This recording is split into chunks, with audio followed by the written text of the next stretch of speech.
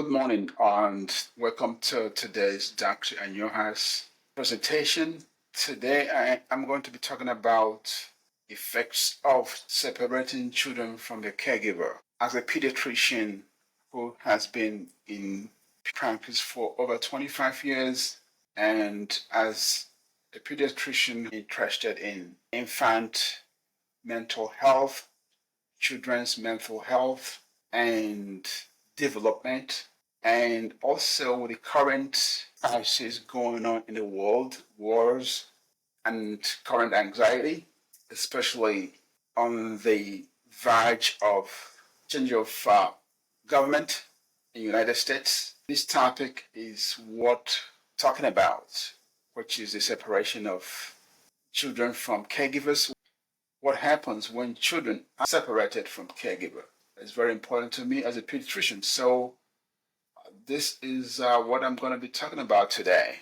And I think everybody should be interested in this topic because of the current crisis going on in the whole world. Wars in Ukraine, wars in Palestine and Israel, in Gaza, and of course the impending change of government in the United States and the threat of deporting immigrants.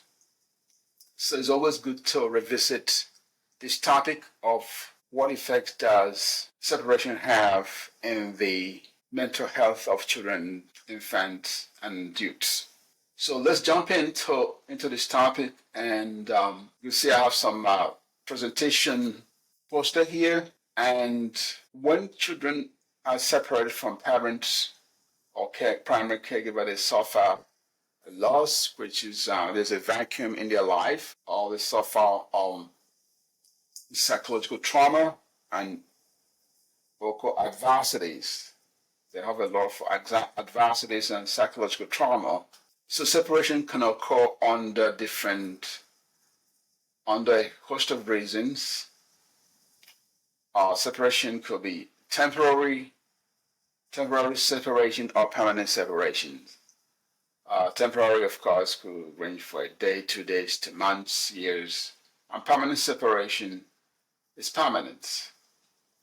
A host of reasons can cause separation between children and their primary caregiver. Some of them are listed here. Divorce, when there is custody battle, and a child is separated from one of the parents. Death of a caregiver in a family is another obvious cause of separation. Incarceration, when a caregiver is in jail, is obviously one of the causes of separation between children and their caregivers. Infirmity, when a child is separated from their parents because a parent is sick, either physical problems or mental challenges, health challenges. Of course, immigrations and citizenship status could also be a reason why children are separated from their family or children are separated from their caregivers. As we mentioned, there's war going on right now in some parts of the world like Ukraine, Palestine, and other places. And of course, hurricane, natural disaster could be another cause of separation between children and their caregivers. So these are the things that could cause separation between children and their caregivers, primary caregivers. By that I mean mothers, fathers, foster fathers, surrogates, and so on and so forth. Whoever is caring for a child is a primary caregiver.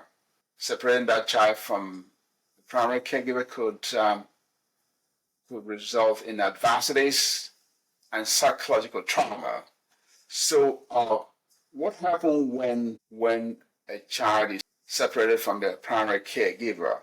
Now, if you can imagine what a child will be experiencing, of course, it depends on the age of the child It could be newborn, infant, toddler, school-age child, school-age children. It could be teenager, youths, even young adults.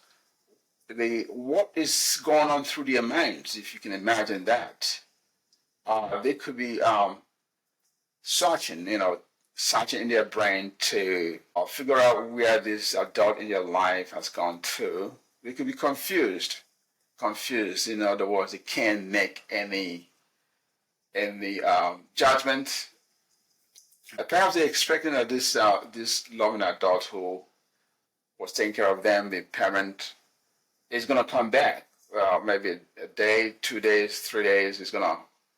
So the child is confused. They're rerouting in their brain. They're rerouting and trying to reason this over and over again. So there's different scenarios which I could imagine would be playing out in the mind of a child who has been separated from their primary caregiver or from their parents. So a child is searching for an answer because of this loss or separation from mom, dad, or primary caregiver.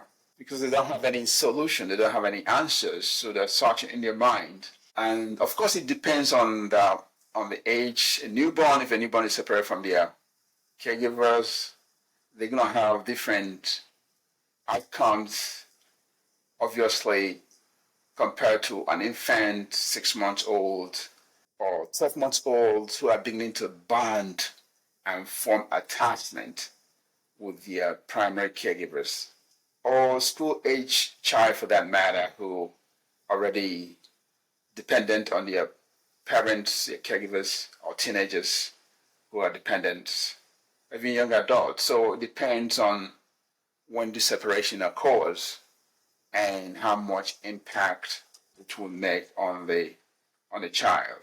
The effects of separation is not new. People have studied it and written about it.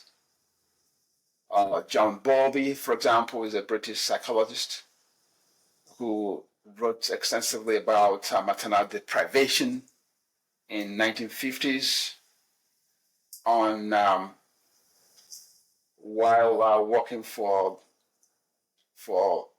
World Health Organization, and many others have written about separation or deprivation between child and primary caregiver. So it's not new, but the effects could include effect on the child could include phobia. Some of them, some signs of psychological trauma.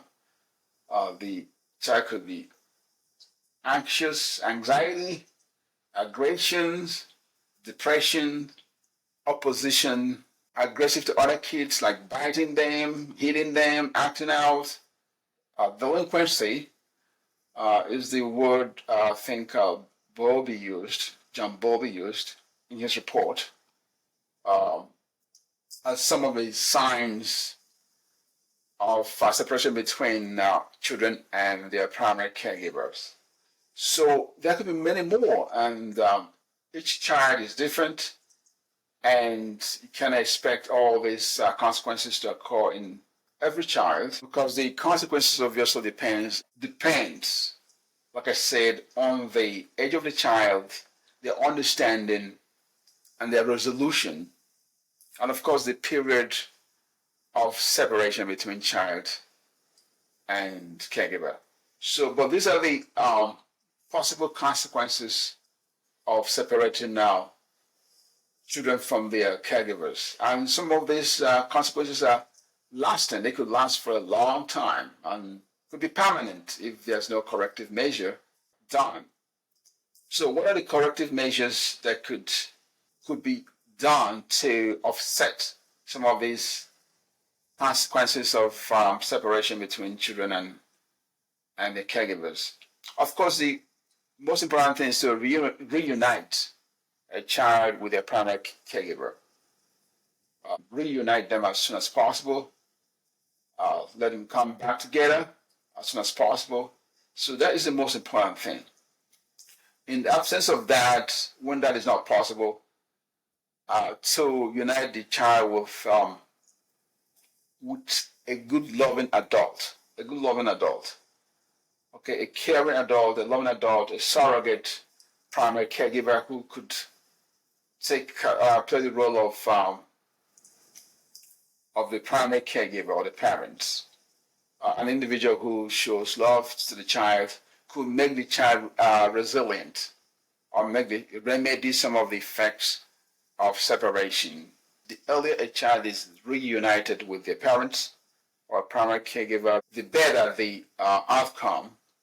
And of course, the earlier a child gets a substitute caregiver, a caring adult, the better the outcome. Some of these children could bounce back, they can be resilient. And of course, it is that everybody is different, every child is different. One child might not suffer as much as the other child based on their genetic predisposition and the presence of a loving adult in their life. So to recap, separating children from their primary caregiver could lead to a lot of consequences. Some of the consequences could last for a long time.